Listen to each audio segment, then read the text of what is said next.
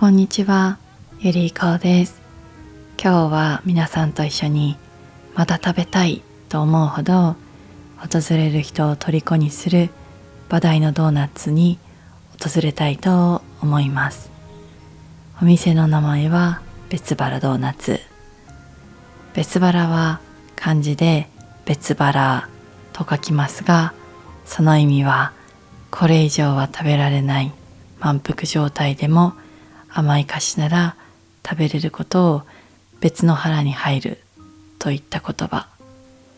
どうして甘いものを食べるときだけはお腹の中に別腹ができるのか、26年間の人生で未だに分かっていませんが、今日はそんなとても可愛らしい名前の話題のドーナツ屋さんに行って、本当に別腹が存在するのか、皆さんと一緒に検証していきたいと思います。さて、現在私は由比ヶ浜から材木座海岸へと歩いています。5月の鎌倉は平均気温は20度を超えるので、半袖や薄い生地の長袖がちょうどいいです。以前私はアメリカの砂浜に行ったことがありますが、鎌倉の砂浜にはたくさんの海藻と枯葉があります。海藻を食べる国はそれほど多くないと聞きますが、海藻はたくさんの食物繊維や栄養素を含んでおり、体にいいので日本に来たらぜひ食べてみてくださいね。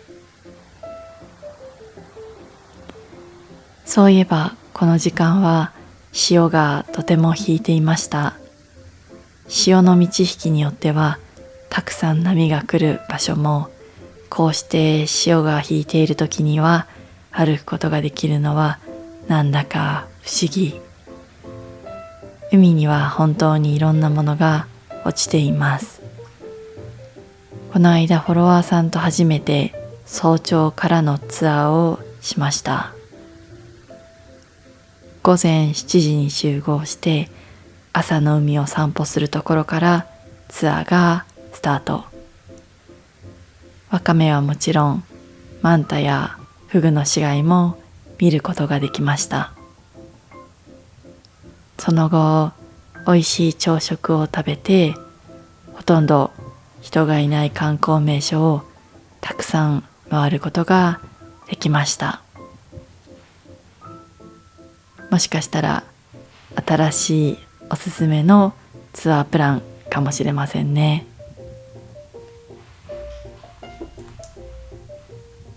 何がいるんですか？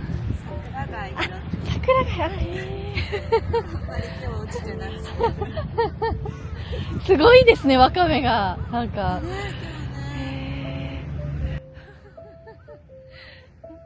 実は鎌倉の由比ヶ浜では桜貝と呼ばれる貝を拾うことができます。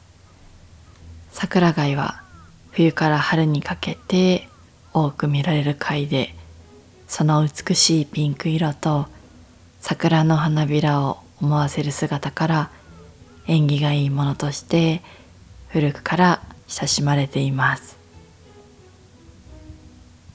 また薄くて割れやすい繊細さも魅力の一つ。幸せを呼ぶ貝とも言われ、拾った貝殻をお守りとして持っている人もいるみたい。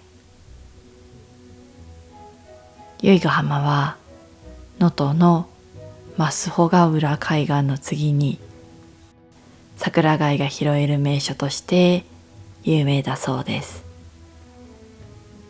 実はこの動画のために桜貝について調べるまで、桜貝は日本中どこでも拾えるものだと思っていました。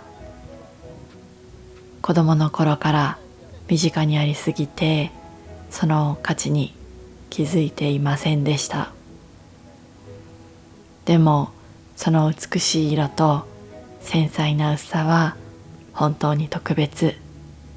皆さんも由比ヶ浜に来たら桜貝を探してみてください。さて、今日これから向かう別原ドーナツのエリアは大町や材木座と呼ばれるエリアで、鎌倉の落ち着いた雰囲気と美しい自然に囲まれた住宅地、静かなビーチや歴史ある寺院が点在する穏やかな地域になっています。鎌倉ビギナーの方はほとんど行かないと言っても過言ではないエリア。私自身も車で通ることはあっても、歩いて冒険するのは10年ぶりかも。一体どんな雰囲気の場所に変わっているのか、ワクワクしながら向かいます。5月の鎌倉の紫外線は強いので、皆さんは帽子をかぶったりサングラスをちゃんとかけた方がいいかもしれません。でも気温が高くても海沿いは風があるので気持ちいいです。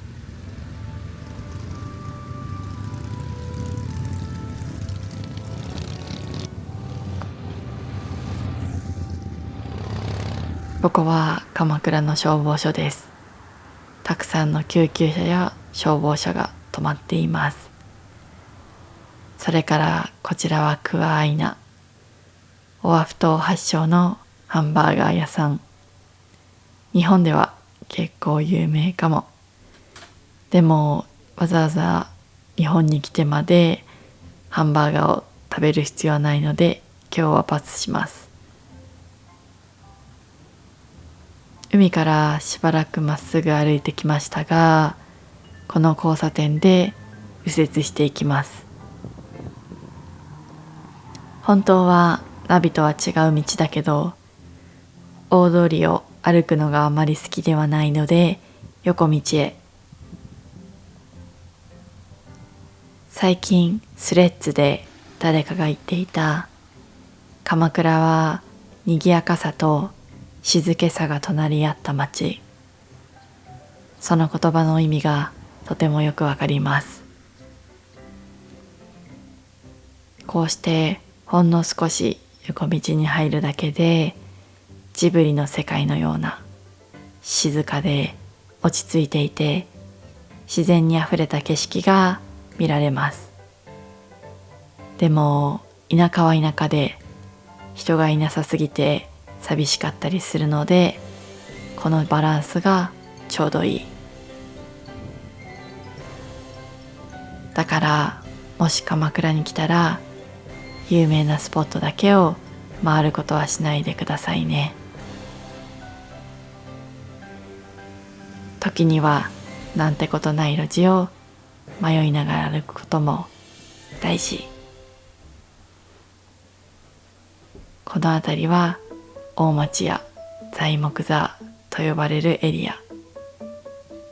観光地というより住宅街のイメージが強いエリア。カメラで撮影していると少し視線を感じます。最近は少しずつですがメンタルが強くなってきたので、誰かに迷惑をかけていなければそれでよしということにします。さて、右手には Google マップで調べたことのあるおしゃれなカフェが、いつかこのカフェにも訪問したいと思っています。そして隣の雑貨屋さんも同じオーナーさんが経営しているだとか、次回の大町材木座編ではこのカフェと雑貨店を訪れたいですね。青空、そして可愛らしい形の雲。今日も鎌倉は平和です。なんだかファンシーな赤い橋、しばらく歩いていくと目的地に到着。いざ入店。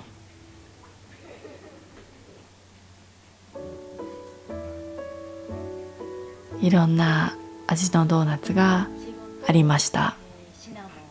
私が選んだのはいちごとシナモン。このお店のグレーズはすべて手作りらしく、期間限定の味や金曜日限定のコーヒー味があるとか。1個300円に近いドーナツはちょっと高いけど、別腹が本当に存在するのか検証するために必要な守備はいといません。これは消費ではなく投資だと考えましょう。うわー、どれも本当に美味しそう。この形が少し不揃いなところも味があって素敵。お会計は現金のほかスイカが使えるようです。そうそう、カードが使えない場合でもスイカが使える場合があるので、現金がないときはスイカを試してもいいかもしれません。私の後ろには2組も並んでいる人がいました。地元で人気のドーナツ屋さんという噂は本当のよう。ドーナツを手に入れましたが、せっかくこのエリアに来たので近くの神社に行ってみましょう。この踏切は逗子鎌倉間のもの。ちょうど電車が来そうなのでぜひ動画に収めたい。右から来たのは最新の E235 系。山手線で使われている車両とほとんど同じだと言われています。そしてここで終わるかと思いきや、まだ踏切が上がらない様子と思っていたら、左からも電車が来ました。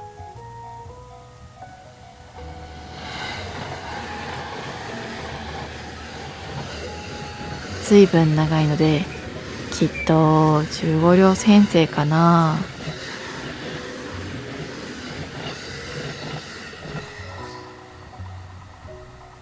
さて踏切を渡っていきましょう。普段通らない道を歩くのは本当に楽しいです。美味しそうなクレープのお店もありますね。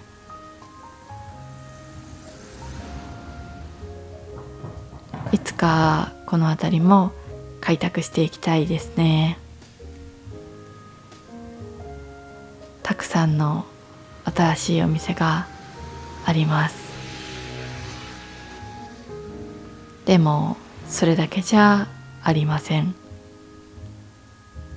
右手に見えるのは日進堂。子供の頃からあったお店。絶対にいつか動画にして皆さんに紹介したいです。このエリアは派手ではないけどローカルに愛されているお店が多いですね。さて話していたらいつの間にか目的地の近くにやってきてしまいました。そう、今日は八雲神社に皆さんをお連れしたいと思います。八雲神社は鎌倉祇園社や祇園天皇社とも呼ばれ、鎌倉の厄除け神社として知られています。社殿によれば親鸞蜜蝋義満が奥州へ向かう最中に疫病が流行していた鎌倉に京都祇園社の再審を改正したのが始まりと伝えられているそう。創建は1080年頃、鎌倉で1000年以上の歴史を持つ神社の一つ。初めて来たけどとても気持ちのいい神社です。まずは神様にお祈りしていきましょう。小銭が1円もなかったのでお賽銭は諦めます。二礼二拍手一礼で挨拶していきます。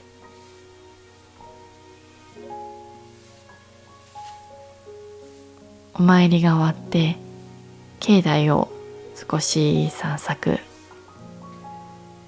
ご神木と思われる大きな木、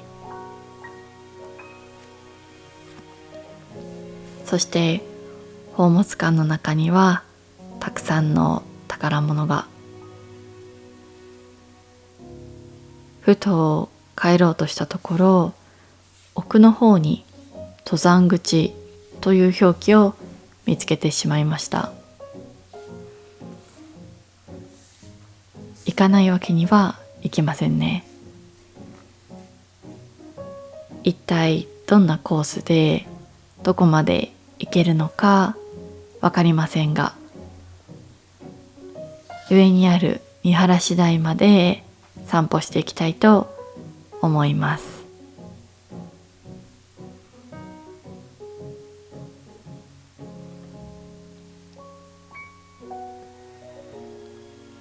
歩き始めると気づく意外と険しいハイキングコース。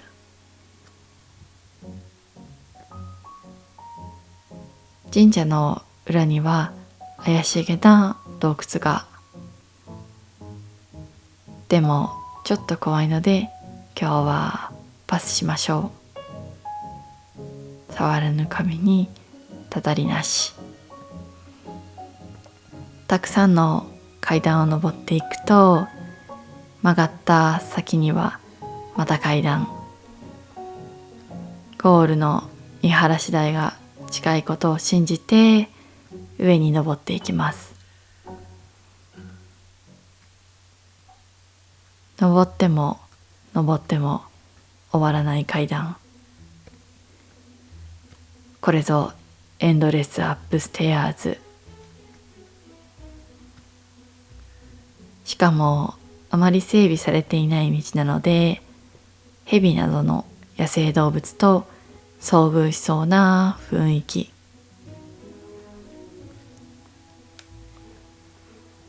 あまりにも長すぎる階段に思わず笑ってしまいます。ちなみに今日は見晴らし台までしか行きませんが、このコースは祇園山ハイキングコースと呼ばれ、約 1.5km の道のようです。八雲神社から祇園山見晴らし台まで5分、祇園山から腹切櫓まで25分のコース。わずか5分しか歩いてなかったのと思わず疑いたくなります。気合を入れてあと少し頑張りましょう。分かれ道にやってきた。なんとなく左の方に行ってみたいと思います。ついに祇園山見晴らし台に到着。頑張った甲斐がありました。素晴らしい景色。鎌倉の地図です。本当はここでドーナツを食べたかったけど、先客の方がいたので諦めます。いざ下山です。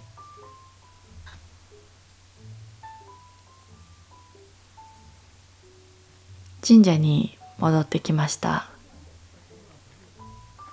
本当にとても気持ちのいい神社でした。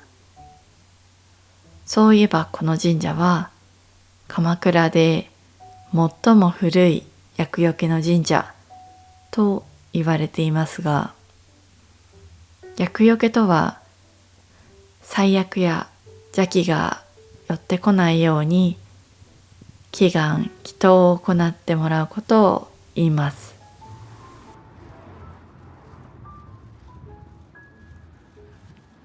悪いことや災いが寄ってこないように予防的に行うという意味を持っているのが特徴。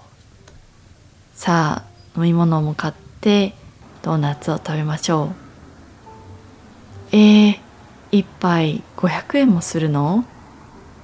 でも思い出したんですが、そもそも今お財布の中に小銭がないんでした。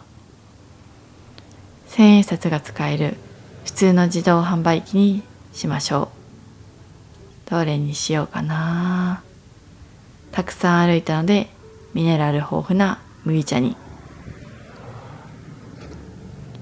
お釣りもちゃんと取り忘れないようにしてください。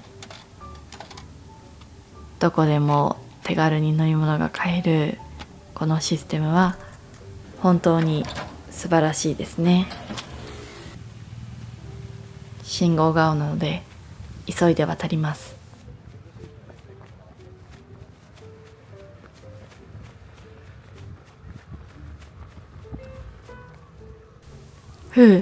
ギリギリ間に合いましたね。さあ、どこに着座しようかな。一番端っこのベンチにします。喉が渇いたのでグビグビ飲んでしまいました。さあ、今日の主役の別腹ドーナツで買ったシナモンドーナツ、それからいちごドーナツ。わあ、どちらも美味しそう。まずはシンプルなシナモンから。その前に鎌倉の海にはたくさんのトンビがいるので、食べる前に背後を確認するべし。トンビは後ろから来るので、後ろに建物や壁があれば大丈夫です。私の高級ドーナツは誰にも渡しません。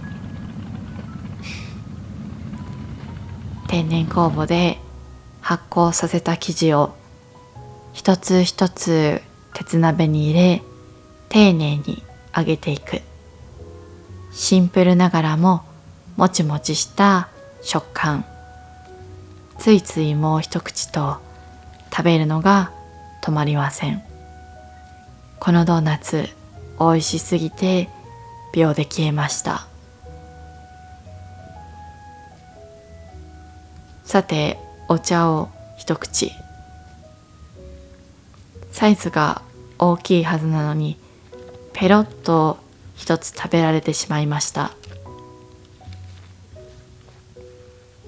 次はいちごドーナツ。手作りのグレーズとはどのレベルなのか。まずは一口。むむ。思わずドーナツを二度見。脳内で感想を考えていますが、生まれて初めて本物のいちごの味がするドーナツを食べました。いちごのつぶつぶした食感と甘酸っぱさ。あれ、むしろ今まで食べていたピンク色のドーナツって一体何だったんだろうと思うほど本当に美味しかったです。やばい。このドーナツなら正直あと3個くらい食べれそう。やはり別腹というものは存在するに違いない。そしてこのドーナツは少し高いけどリピートしたくなるほど美味しい。ああ、今日も鎌倉は平和だな。たまに昼間の海辺で読書をしたりチルするのも悪くない。皆さんもぜひどんなにお腹いっぱいでも別腹ドーナツに行ってみてください。定休日は月曜日、火曜日、水曜日。それからプライベートツアーのお問い合わせもお待ちしています。それではまた次の動画でお会いしましょう。じゃあね。